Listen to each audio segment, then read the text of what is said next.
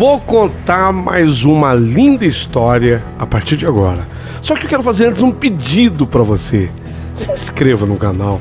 É um gesto tão simples para você e tão significativo para o canal.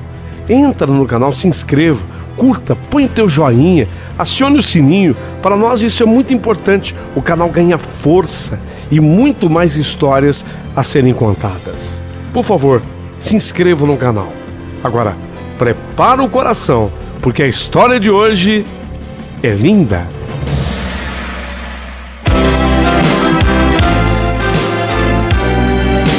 Rádio Emoção. Paulinho, boa pessoa. A verdade de cada um.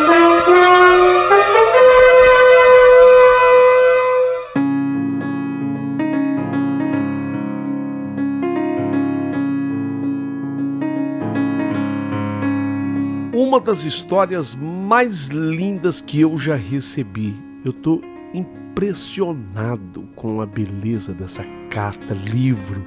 É uma carta livro, de tão linda que ela é. Prepara o teu coração para as coisas que eu vou contar. Uma história de amor, mas não é só uma história de amor. É um exemplo de vida. O que a humildade é capaz de fazer na vida de alguém. Às vezes, a gente não pode se gabar única e tão somente da nossa capacidade.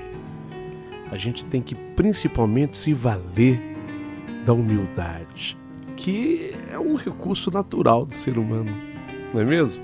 Ajude o nosso canal. Será muito bem-vinda a tua ajuda no nosso Valeu Demais. Ícone criado pelo YouTube, este ícone. É um coração e dentro dele um cifrão, que simboliza a ajuda feita por amor e com amor. E seremos eternamente gratos. Prepara o seu coração para as coisas lindas que eu vou contar. Começou!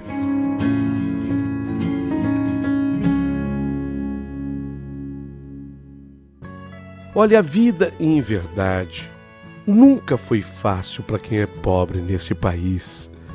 A minha mãe, Dona Nerina, sempre foi uma batalhadora dessa vida. Ela dominava a máquina de costura no Nordeste, onde era raro uma costureira que dominasse a chamada máquina motorizada, a máquina industrial. Mas era muito boa, minha mãe era muito boa. E aí, tinha muita boca para sustentar. Meu pai, Josney, depois de uma queda de um andaime, passou a puxar uma perna e praticamente ele ficou imprestável para trabalho braçal.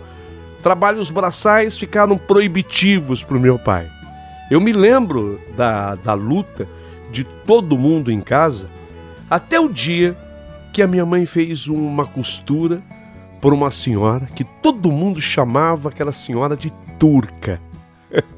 No lugar que nós morávamos, aquela senhora era chamada de turca.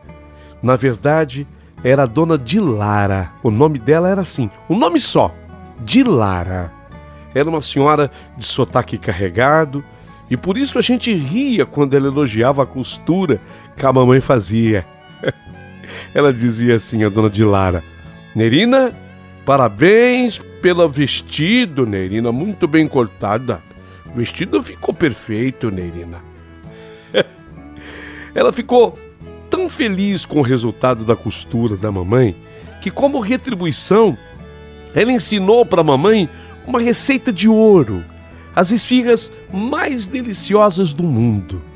O mais incrível foi que ela não apenas ensinou a receita, mas ela treinou, ela preparou a mamãe na execução da massa e no preparo do recheio. Isso sem contar que ela deu à mamãe uma verdadeira aula sobre a origem do salgado e ainda ensinando a ser uma iguaria quase obrigatória em qualquer mesa árabe. É obrigatória em qualquer mesa árabe a esfirra, Nerina. Tem que aprender a fazer esfirra. Aprende, vai ganhar dinheiro fazendo esfirra. A esfirra teve o seu primeiro registro no Iraque, depois espalhou-se pela Síria, Líbano, Israel, Egito e Jordânia, onde foram levados por imigrantes pelo mundo todo e se tornou muito popular. Para quem não sabe, a esfirra é a mãe da pizza. Você sabia disso? A esfirra é a mãe da pizza? Pois observe a história. Os fenícios, 3 séculos antes de Cristo, costumavam acrescentar a cobertura de carne e cebola no pão em forma de disco, pão sírio, né? No que seria o antecessor da esfirra. Com o advento das cruzadas, essa prática chegou à Itália pelo porto de Nápoles. E lá os italianos substituíram a carne por queijo e mais tarde adicionaram o tomate. Daí nasceu a pizza. Vou observando a importância da esfirra, pois a minha mãe, inteligente, nordestina, inteligente como sempre foi, aprendeu com Dona de Lara todos os segredos da melhor esfirra do mundo e, seguindo os conselhos da turca, entre aspas, começou a fazer das iguarias, e muito bem feitas, diga-se de passagem, começou a fazer delas para vender para fora. E as esfirras passaram a ser um trabalho coletivo para toda a nossa família. Meu pai se viu novamente importante, coitado, porque ele, desde que ficou com aquele defeito na perna, não podia trabalhar mais. Então ele se via muito sem importância. Mas agora não. Ele ajudava a sovar a massa, a abrir a massa, sem contar que se tornou um expert na arte de assar as esfirras. E ao final de tudo, as pulverizava com um toque de farinha de trigo especial, segredos da melhor esfirra do mundo, conforme ensinava a Dona de Lara. Os filhos, éramos em 3, acabamos envolvidos na venda, mas eu, como mulher, eu tinha mais jeito para isso, eu tinha um desenvolvido tino comercial. E foi assim que desde os meus 14 anos eu passei a ser a mais popular vendedora de esfirras daquelas praias, ainda em cidade lá do interior. Mas depois fomos crescendo, papai e mamãe acharam melhor uma mudança para a capital do estado, onde eu teria muito mais praias para correr e, consequentemente, gente para atender. Depois de uns 3 anos na capital, uma amiga que tinha ficado lá na pequena cidade do interior pediu uma ajuda.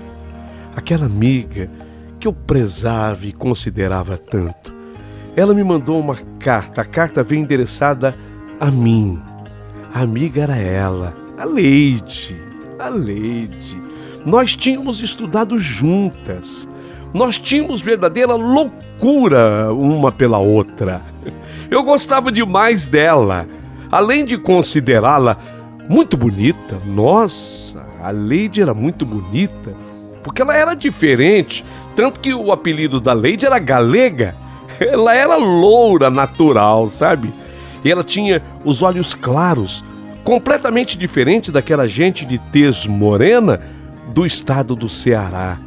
A explicação era que o pai da Leide descendia de holandeses. Então, na carta, a Leide escreveu para mim. Ela me pedia que eu falasse com a minha mãe, porque ela tinha loucura em vir do interior para a capital do Ceará. Ela sonhava crescer na vida, expandir, abrir os seus horizontes. Como eu não tinha irmã, apenas 2 irmãos, eu não tinha irmã, tinha 2 irmãos. Eu falei quase que implorando para minha mãe: "Ô mãe, deixa a Leide vir, mãe. Ela me ajuda na venda das esfirras. Ô mãe, deixa."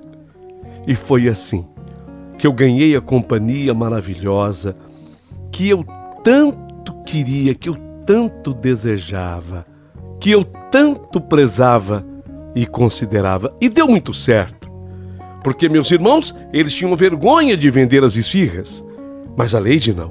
A Leide, ela era igualzinha a mim, não se envergonhava com nada, de modo que ela saía com uma caixa de isopor para uma praia e eu com outra caixa de isopor para praias diferentes. E isso, de certa forma, acabou ajudando na entrada de dinheiro e trouxe benefício para todo mundo. Leide ela não tinha palavras para agradecer. Afinal, ela agora fazia tudo o que ela queria. Ela estava na capital do estado, seguia os seus estudos e nisso ela era realmente muito esforçada e inteligente. Sempre fora um destaque enquanto aluna. Então ela conseguiu terminar o colegial, isso na capital do estado, conseguiu terminar o colegial e com a comissão das vendas das esfirras, ela ganhava livre. Sim, porque ela não pagava nada para morar na minha casa, nada.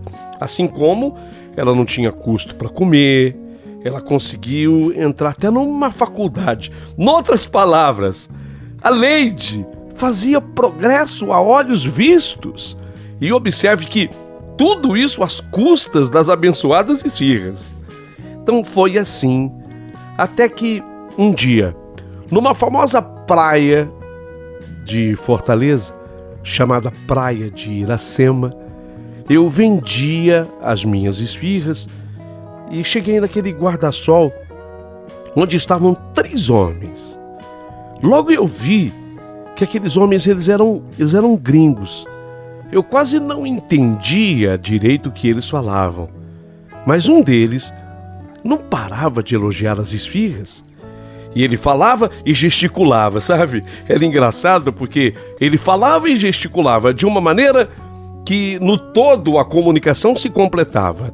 E depois ele não ficou apenas no elogio às esfirras, mas também fez um elogio à minha beleza. Aquela deliciosa esfirra é deliciosa, sapore espetacolare da esfirra. Ma che bella ragazza, adoro il colore de tua pele. Ele estava elogiando a minha beleza e a cor da minha pele. Eu consegui sim perfeitamente entender, porque ele não apenas falava, como ele também gesticulava muito. Era um italiano. Dizia-se encantado comigo e com a morenice da minha tez. É que eu sou da raça negra e totalmente diferente dele, né? Ele que era tão claro. Italiano, europeu, né? Aí a prova inconteste de que os opostos se atraem. Não podia eu ficar só ali naquele guarda-sol, no guarda-sol dos 3. Eu tinha que vender o restante das minhas esfirras e sair caminhando. Eu já tinha andado uns 1000 metros depois daquele guarda-sol quando eu fui alcançado por ele. Ele veio correndo assim à beira-mar. Ele me alcançou. Ele estava sozinho e viera especialmente para se apresentar melhor. Também numa prova de que realmente ele havia gostado de mim. Foi quando ele me disse que o nome dele era Nicola. Nicola. E mesmo com todas as dificuldades da língua, conseguiu comunicar que ele era engenheiro naval e viera trabalhar no estaleiro. Ele fazia um trabalho muito interessante de navios hospital. Fiquei admirada. A essas alturas, eu tinha terminado de vender a minha última esfirra e me deu o luxo de ficar conversando com ele um tempo a mais. Até aceitei tomar uma água de coco na companhia de Nicola. Ele queria meu contato e eu entreguei a ele um cartãozinho que eu levava. O cartão era tão simples que era manuscrito. Era um pedacinho de papelão cortadinho e duro, mas manuscrito. Entreguei para ele o cartão que eu distribuía para pedidos da esfirra. Nosso contato foi esse. E achei que talvez nem iria passar disso, porque só depois de uns 15 dias foi que ele me contatou. Ele dizia querer me conhecer melhor. Eu fiquei meio cismada, sabe como é? A gente sempre tem muito receio de tudo. Perguntei a opinião da minha amiga Leide, mas ela me encorajou, dizendo que não tinha perigo nenhum, uma vez que havia referência de que ele trabalhava no estaleiro mais famoso e conhecido ali de Fortaleza. Encontro marcado. eu vesti a minha melhor roupa e foi lá mesmo, na praia de Iracema, que nós nos encontramos pela primeira vez. Ele veio com o carro dele e me pediu uma dica de um bom restaurante para comer uma boa lagosta. Ele queria uma boa lagosta. E como eu sou popular, eu falei: Nicola, vamos no Chico do Caranguejo Praia? Uma delícia lá. Onde? Chico Caranguejo Praia. O Nicola, ele riu muito do nome, mas ele adorou o lugar, onde de fato a comida é maravilhosa. Quem não foi, um dia vai conhecer. Chico do Caranguejo. É uma delícia de restaurante. Chico do Caranguejo. A comida é deliciosa. Foi nesse dia que eu e Nicola, nós trocamos o nosso primeiro beijo. E tudo começou a dar muito certo entre nós dois. Ele depois me convidou para eu ir conhecer o estaleiro e ver de perto como era executado o seu trabalho como engenheiro naval.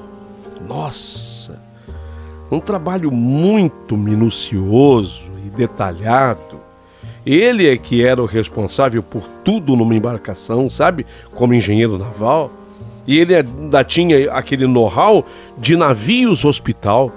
Dizem que o amor, né? O amor nasce da admiração. Não é isso que o pessoal fala? Então, eu acho que sim. Porque eu fiquei deveras admirada pelo lindo trabalho exercido pelo Nicola. Mas uma coisa me desanimou. Uma coisa me desanimou. Ele concluiria a sua parte no projeto em questão de meses. Quer dizer, era pouco tempo, né? E logo depois ele voltaria para a Itália. Caramba! Fiquei preocupado, porque eu falei: puxa, será que... Eu acho que só vai durar... É um amor que vai durar apenas alguns meses. Depois ele me dizia que ele precisava voltar para Viareggio, na Itália. Quando ele falou Viareggio, na Itália, quando ele falou assim para mim, eu custei até entender, pois da Itália eu já tinha escutado falar de Roma, Milão, Nápoles. Mas ele me explicou que Viareggio era uma cidade balneária com lindas praias, mas o forte de Viareggio era a indústria de embarcações. Segundo ele, todos os bons profissionais engenheiros navais italianos estavam, na sua maioria, radicados por lá. Foi uma explicação que me fez entender a importância de Viareggio. Mas eu fiquei desanimada, porque eu temi que nós nos afastássemos para sempre. Mas ele me garantia que não. De princípio, eu não acreditei. Mas a verdade foi que o Nicola não mentiu, porque nós não perdemos o contato. Não perdemos mais o contato. Até o dia em que ele me deu uma prova, de novo em conteste, de que não estava mesmo para a brincadeira. Ele mandou entregar no meu endereço um anel de compromisso. Era assim, de ouro, fininho, é verdade, mas o que importava não era o valor do anel, era o que estava por trás dele, o compromisso, né? E ele disse que eu me preparasse, porque se eu de fato o quisesse, em breve ele mandaria as passagens para que eu fosse para lá para a Itália, mas não como turista, mas que eu fosse de mala e cuia, porque a sua intenção era dele se casar comigo. Nossa! Eu me empolguei, afinal, a essas alturas eu já estava completamente apaixonada pelo Nicola. Comuniquei à minha mãe, ela chorou muito, disse que sentiria muita saudade, mas que eu jamais poderia perder a oportunidade que a vida estava me dando. Ir para a Europa não era para qualquer uma. E eis que a chance se apresentava para mim. Assim como o restante da família, o meu pai, os meus 2 irmãos, e a minha amiga irmã, a Leide. A minha amiga irmã, a Leide, que nesse momento era mais irmã do que nunca. Ela também se mostrou muito feliz, muito alegre com o que surgia como a grande chance da minha vida, né?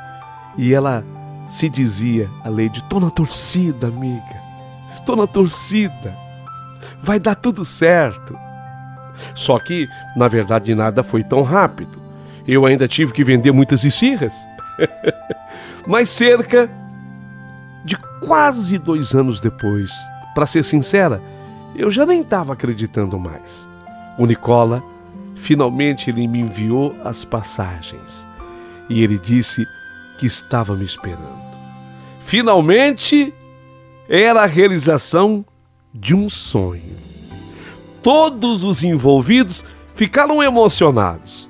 Afinal, era assim, uma grande virada na vida de uma menina preta, simples, vendedora de esfirras nas praias, que agora iria para a Europa, para um balneário italiano chamado Viareggio, e iria para se casar, e não era com qualquer um.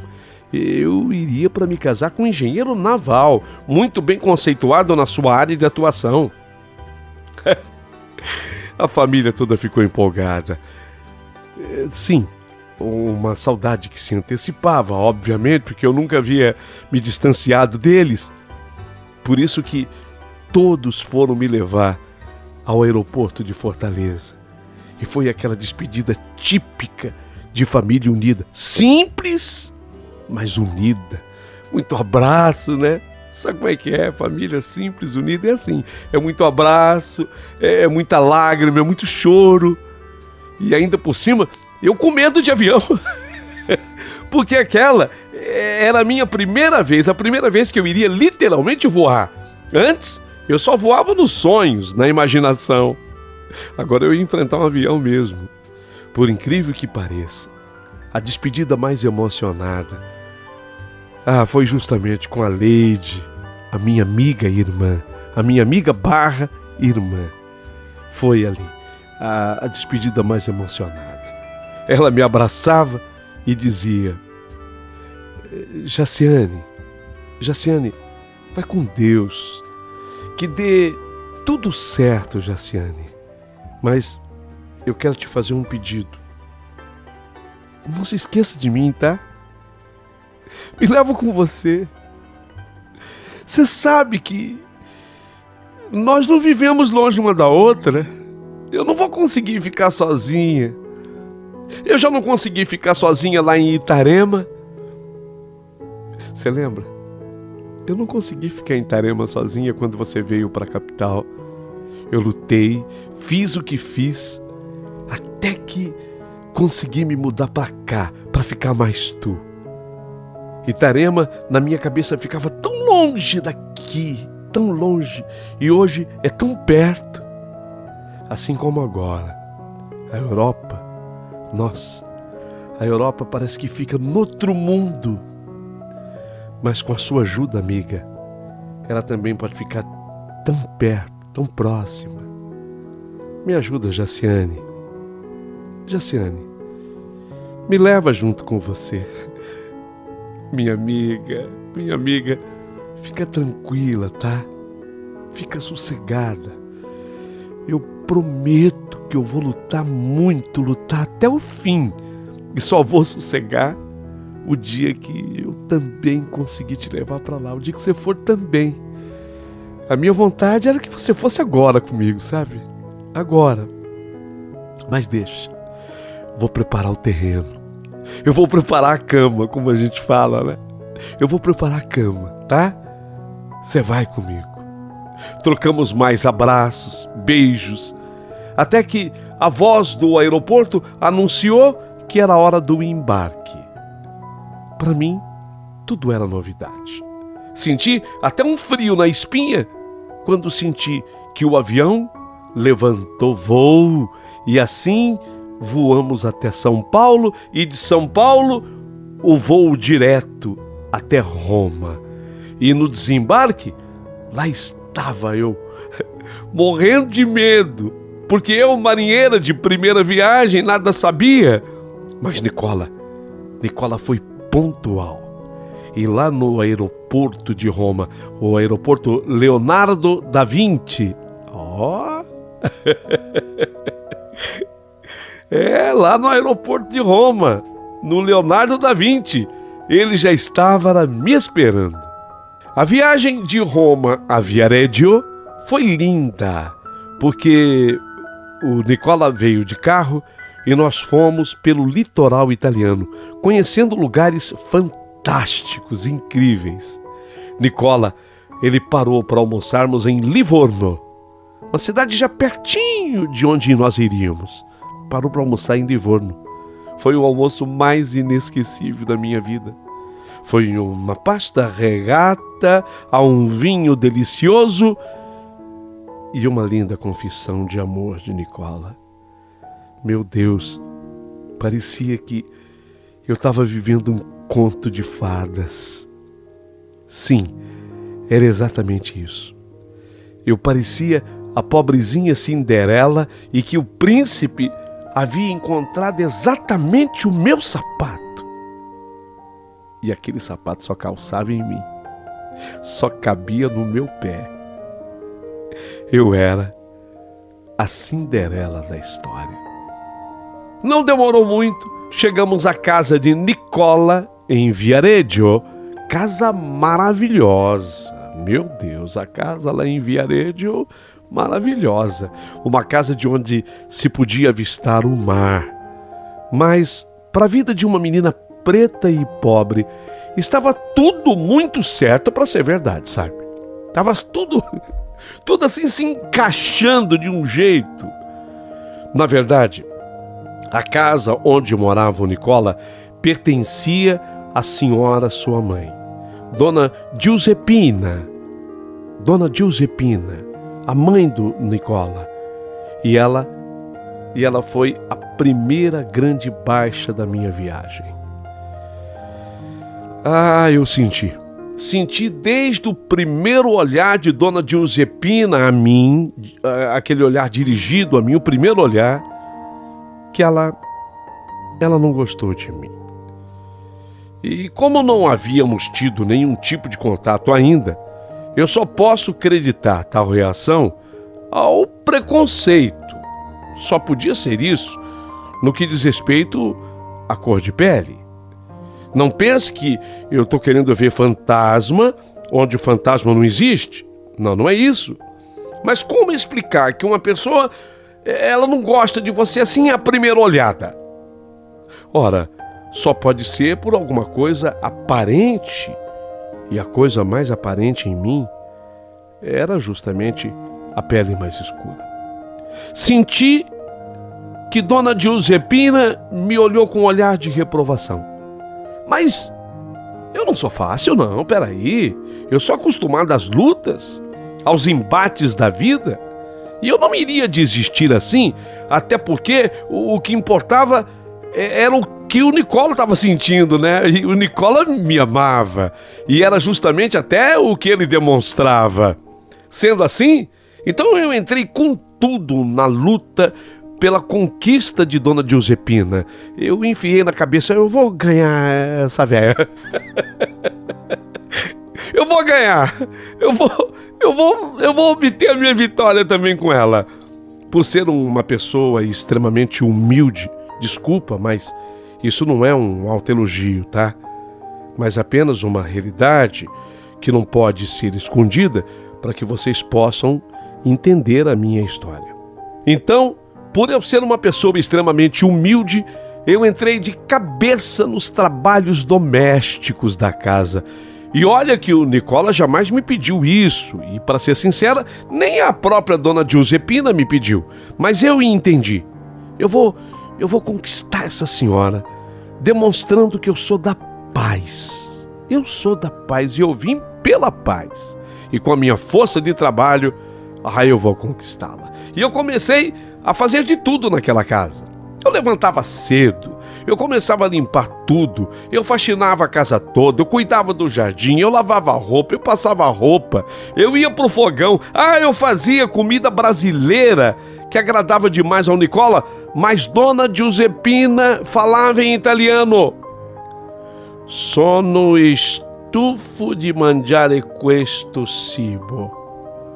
No começo eu não entendia, mas eu sou nordestina, inteligente, e logo eu comecei a entender o que ela estava falando. Sono stufo di mangiare questo cibo. Eu sabia que ela estava dizendo que ela tinha nojo de comer a comida que eu fazia. Nojo? Por quê? Sono stufo di mangiare questo cibo. Nojo? É exagerado, né? Nojo. Isso doía demais em mim. Mas o que doía mesmo era aquilo que ela falava, sabe? Non mi fido de nere. No, non mi fido. Ela falou uma, duas. Na terceira vez eu já sabia o que ela estava falando. Non mi fido de nere. Non mi fido. Não confio em pessoa preta. Em pessoa negra, né? Não confio. Ficava claro, a Dona Giuseppina não gostava mesmo, ela não gostava de mim, mas por questões de racismo. E o pior era que quanto mais eu fazia na tentativa de reverter isso, eu menos conseguia. Ao contrário, ela passava a se aproveitar cada vez mais de mim. Chegou ao cúmulo de comprar até um uniforme para eu usar enquanto eu fazia o meu trabalho na casa dela. Ela queria exatamente isso, sabe? Me humilhar, me colocar cada vez mais como uma criada da casa, me classificar como uma empregada da casa, única e tão somente pela cor da minha pele. É verdade, eu mesma havia colaborado para isso, mas eu tinha feito isso com outra intenção. No entanto, eu não estava conseguindo o menor sucesso. Mas isso, se de certa forma, tirava um pouco do meu ânimo na minha luta para tentar reverter as coisas, não tirava de tudo a minha alegria em conquistar para sempre o Nicola. Sim, porque o Nicola, ele seguia apaixonado por mim. Embora eu percebesse a senhora sua mãe cada vez mais arredia em relação à minha pessoa, e obviamente que ela fazia força para afastá-lo de mim, mas uma coisa também era verdade. Se eu não estava conseguindo conquistá-la, tampouco ela tinha sucesso em diminuir o querer bem, o gostar do seu filho em relação à minha pessoa. O Nicola continuava me querendo. E eu sou cascuda, né? Eu sou cascuda. Eu tinha uma postura sempre corajosa em relação às batalhas da vida.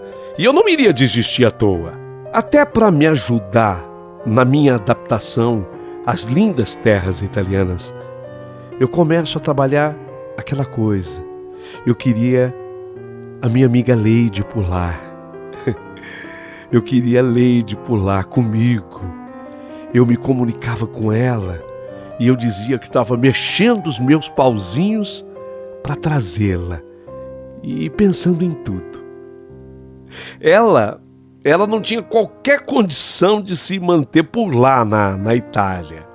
Então eu deveria trazê-la para morar conosco, na casa. Afinal, a casa de Nicola, ou da mãe dele, a Dona Giuseppina, era uma casa grande.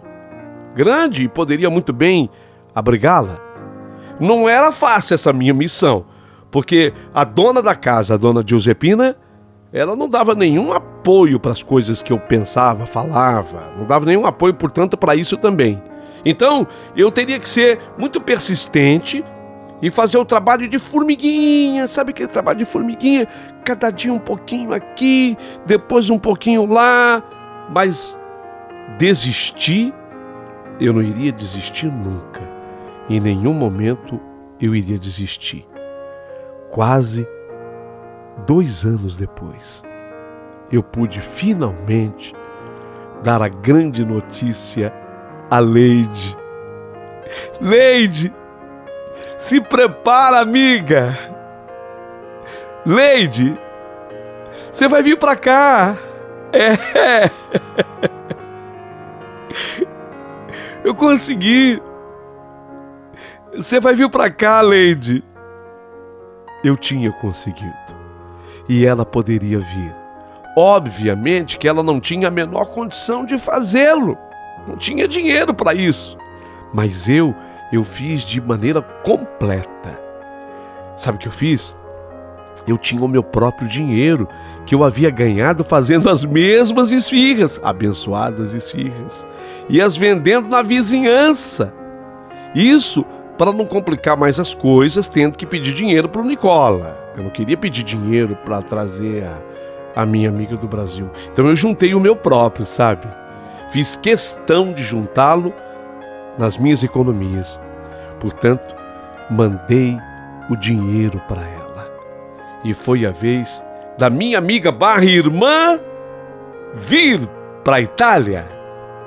Ela desembarcou em Roma e eu fui buscá-la. Como o Nicola estava muito ocupado com o trabalho, eu fiz a viagem de trem. Fui sozinha em Roma para buscá-la. Eu já estava esperta. E depois nós voltamos de ônibus. Mas foi uma grande alegria recebê-la. Ao ver minha amiga querida, eu me senti tão feliz. Era a realização de um sonho para mim. E para ela, então, um sonho que a Leide considerava impossível de tornar-se verdade. Durante a nossa viagem, na vinda de Roma a Viareggio, eu até preparei a Leide para que ela não ligasse muito para as reações de Dona Giuseppina. Dona Giuseppina, a minha sogra, ela não gosta muito de mim, sabe, Leide? Porém, o mais importante era o Nicola. E o Nicola tinha aprovado a vinda dela. E ele sim, ele gostava muito de mim. Então que ela ficasse tranquila, tá? Não liga muito não para Dona Giuseppina, faz como eu. Finalmente chegamos ao balneário de Viareggio. E quando nós entramos na casa, meu medo ainda era, sabe, a reação da Dona Giuseppina. Eu não queria, em hipótese alguma, que ela tratasse mal a minha amiga, a minha irmã do coração, né? Eu não queria que ela tratasse mal de jeito nenhum a Leide. Eu estava preocupadíssima com isso. Mas que coisa! Quando ela viu a Leide, meu Deus, não pode ter havido uma reação mais positiva? Ela ficou toda empolgada. Sim, a Dona Giuseppina. E falou num italiano que agora eu já dominava. Il mio Dio, finché finalmente una bella donna bianca, finalmente. Eu vou até repetir. Il mio Dio, finché finalmente una bella donna bianca, finalmente. A minha amiga Leide nada entendeu, mas eu já entendia tudo. A minha sogra ficou feliz com a chegada de uma mulher branca àquela casa. Nesse dia, ficou claríssimo para mim que tudo o que ela sentia em relação à minha pessoa era o mais puro preconceito. Mas veja o que é a vida. Mesmo assim, sabe? Mesmo assim. Eu fiquei feliz com a reação dela. Não é incrível? Fiquei sim. Fiquei feliz. Afinal, ela recebia bem a minha amiga. E eu tinha tanta consideração pela Leide. Eu já falei que era amiga barra irmã. Eu tinha tanta consideração por ela que o que eu mais queria era de fato que ela fosse bem tratada. E sem exagero, a minha sogra, a Dona Giuseppina, abraça a figura da Leide e se tornaram inseparáveis. As duas se tornaram inseparáveis. Tudo o que a minha sogra, Dona Giuseppina, fazia agora, a Leide tinha que estar junto com ela. Leide teve uma acolhida de filha, tanto que a Dona Giuseppina não fazia mais nada sem a ajuda da Leide. as duas se unem. E eu ficava feliz. Sim, eu ficava feliz porque na minha cabeça estava tudo dando certo. Se eu era bem acolhida por Nicola, e era, a minha amiga passou a ser muito bem acolhida e protegida pela mãe dele, pela minha sogra. Um dia, me surpreendo. A minha sogra ia fazer uma viagem para uma fazenda de familiares dela, na região da Toscana. Lugar lindo, viu? Lindo. E ela escolhe Leide como sua companhia. E juntas elas foram para San Quirilo d'Orcia. San Quirilo d'Orcia. Nossa, eu ainda não tinha ido lá. Mas Nicola me dizia que era um dos lugares mais lindos do mundo.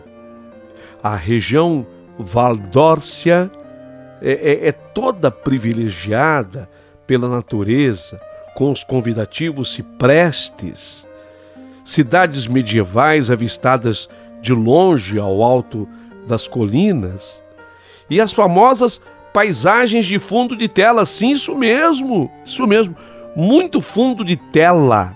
Tem as paisagens de lá, no computador, no celular, como as paisagens mais lindas.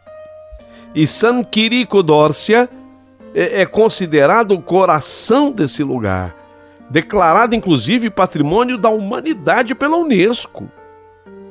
Gente, o lugar eu não tinha ido, eu não conhecia, eu tinha loucura para conhecer, mas a velha não me levou.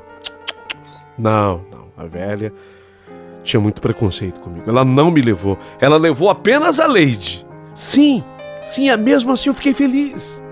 Fiquei feliz pela minha amiga. Mas eu confesso que pintou assim a primeira mágoa, porque eu não notei também a Leide, fazendo grande esforço para que eu fosse junto. Notei mesmo. Eu fiquei feliz por ela, mas eu não ia. E também não percebi ela fazendo nada, absolutamente nada, para dar um jeitinho de eu ir junto, Eu não percebi isso. Passaram 3 semanas por lá e voltaram de lá mais amigas do que nunca. E Leide, a minha amiga e irmã, ela veio me contar das maravilhas que ela conheceu e fotografou com o celular dela. E ela me contava tudo empolgada. Olha aqui, Jaciane, a beleza das colinas da Toscana. Aqui é a capela de Madonna de Vitaletta. E eu rezei por nós duas lá. Rezei bastante por nós duas lá, amiga. Mas olha isso, a estrada de terra que liga San Quirico d'Orcia com Pienza. Esse aqui é provavelmente o local mais fotografado do Val d'Orcia. Esplêndida, né? Olha que imagem, olha a foto. Você vê aqui, ó, essa fachada, ela é toda revestida em pedra e imersa em um cenário mágico. Fala a verdade, Jaciane, não é uma coisa maravilhosa? É? Não, se vocês observaram, eu não sei se vocês perceberam, mas a Leide, ela falava de um jeito agora, como se ela estivesse por lá há mais tempo que eu. Parecia que ela estava lá mais tempo que eu. Foi a primeira vez que eu senti a inversão dos papéis. Eu parecia visitante e ela a moradora. Mas tudo bem, juro que tudo bem. Ainda assim, eu fiquei feliz por ela e também reconhecia que ela era melhor preparada que eu, afinal de contas, com a ajuda das esfirras, lógico, com a ajuda das abençoadas esfirras, ela também tinha se esforçado, é verdade, mas ela tinha conseguido fazer uma faculdade. Ela tinha concluído a faculdade. Então ela era melhor preparada que eu. Eu era a Jaciane de sempre. A Jaciane simples. A de sempre. Mas alguma coisa estava mudando na Leide. Alguma coisa tinha mudado na Leide. Porque ela se une, ela se afina cada vez mais com a dona Giuseppina. que não se cansa de elogiar sua beleza e fala em italiano: questa ragazza ha la cosa più bella del mondo. Guarda i suoi capelli e a beleza de suoi occhi chiari. Eu entendia. Ela estava dizendo que aquela moça, aquela menina, era a coisa mais bela do mundo, pela cor do cabelo dela e a beleza dos seus olhos claros. Estava tudo claro para mim. Podia haver franqueza nos elogios, mas em todos esses elogios sempre existiam pontas de provocação contra mim. Mas as mudanças vão ficando cada vez mais claras até do que os olhos de leite.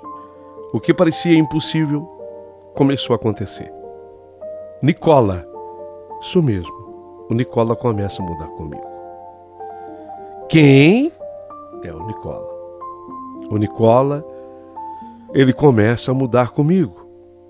Ele vai deixando de ser o homem carinhoso de sempre, vai rareando os momentos que antes ele gostava de viver exclusivamente comigo, e até mesmo aquele fogo que ele sentia ao me ver nas questões das nossas intimidades, aquele fogo foi diminuindo e praticamente se apagou.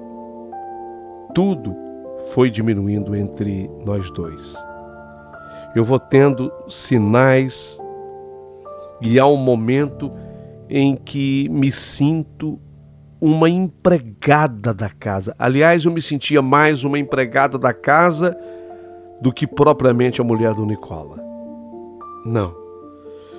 Não estava legal para mim. Eu estava precisando me abrir. Lógico, eu escolhi para me abrir quem? A minha amiga.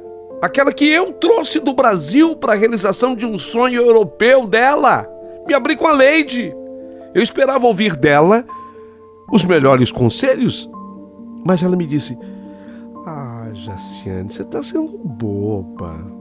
Mas, na minha opinião, você está sendo boba. Essa gente aqui, sei lá, na minha opinião, eles te maltratam. Eles têm preconceito contra você. Você é boba, chuta o pau da barraca. Grita, reclama. Você tá parecendo vaquinha de presépio. Qualquer coisa você manda as favas. PQP, sabe? PQP? Manda, PQP. Você tá sendo boba. Vocês acreditam que ainda assim eu acreditei na boa intenção da minha amiga, da Leite? Aquela que eu só ajudei. Eu acreditei nela. Então eu decidi ter uma conversa dura e franca com o Nicola. Afinal, cadê o casamento? Gente, ele não casou comigo, não. Não, ele não casou comigo, não, naquele período todo que eu estava lá. Já 4 anos não teve casamento. E por que ele agora tinha mudado tanto comigo? Por quê? Se antes ele era tão carinhoso, deixou de sê-lo? Não aguentava mais o preconceito da mãe dele e a indiferença com a qual ela me tratava naquela casa e as provocações que ela agora me fazia. Quer dizer, desde a chegada da Leide, desde que a Leide chegou àquela casa, ela começou a me provocar. Então, eu esperei mais aquela viagem. Eu sabia que a viagem ia acontecer. A dona Giuseppina, ela queria passar o 17 de maio em Oslo, a capital norueguesa. Inclusive, é a data cívica mais importante da Noruega. Mas aconteceria também lá a festa do chocolate. E ela, a dona Giuseppina, já tinha escolhido sua companhia para fazer a viagem. Ela, sim, a Leide. Elas iriam juntas. E lá ficariam na casa de uma prima de dona Giuseppina, que morava na capital norueguesa. Seriam mais 3 semanas fora. Então, seria também a minha chance de colocar tudo em pratos limpos com o Nicola. Mais ou menos uns 2, 3 dias depois da partida delas, eu falei: agora, eu tive a oportunidade. Chamei o Nicola para aquela conversa franca. Eu queria saber dele. O que estava acontecendo? Por quê? Por que, Nicola, que você mudou tanto comigo? Por quê? E eu tive a maior surpresa da minha vida. Jaciane, sinto lhe informar, confuso e sentimenti, la passione che provavo per te finì. O que você está me falando, Nicola? Confuso e sentimenti, la passione che provavo per te finì. Ele estava me dizendo que ele confundiu os sentimentos.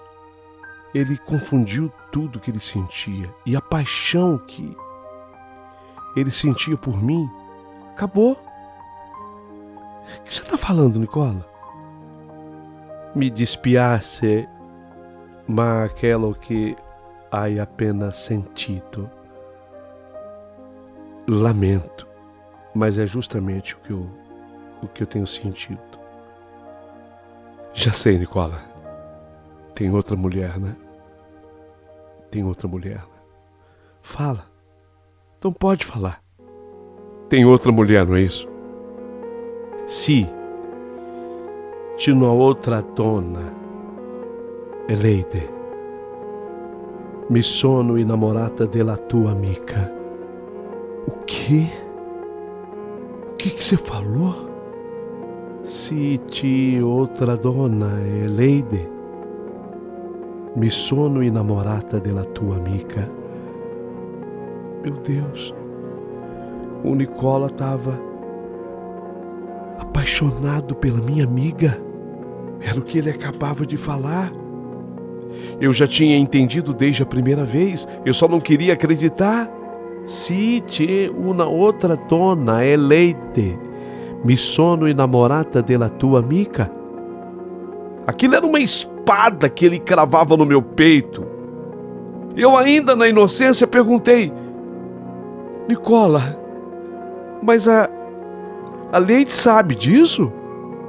Eu duvidava que ela soubesse, sabe? Eu na inocência eu perguntei para ele: Nicola, mas a Leide sabe do que você está falando aí para mim? Você está louco? A Leide sabe disso?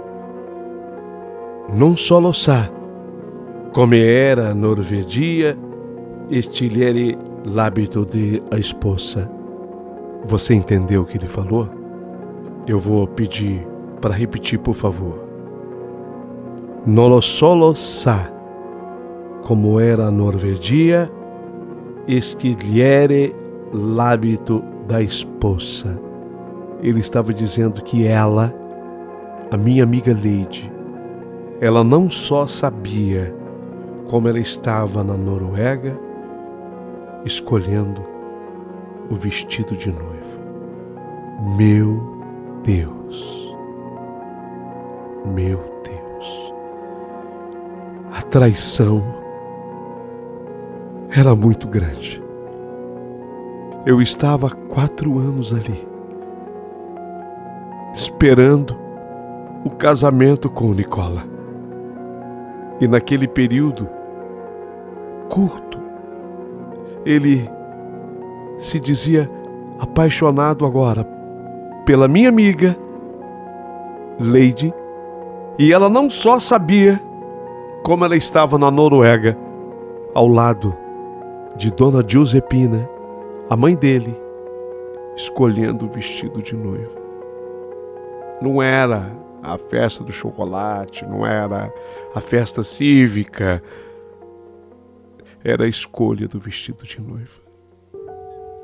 Era uma espada cravada no meu peito. O que iria ser da minha vida dali para frente? Você vai saber de tudo no 2º capítulo da minha história.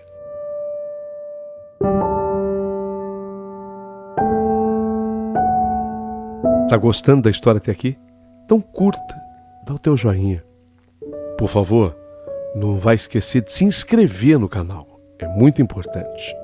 E se sobrar gentileza, aproveita e manda um valeu demais aqui para o nosso canal. Nós agradecemos do fundo do coração.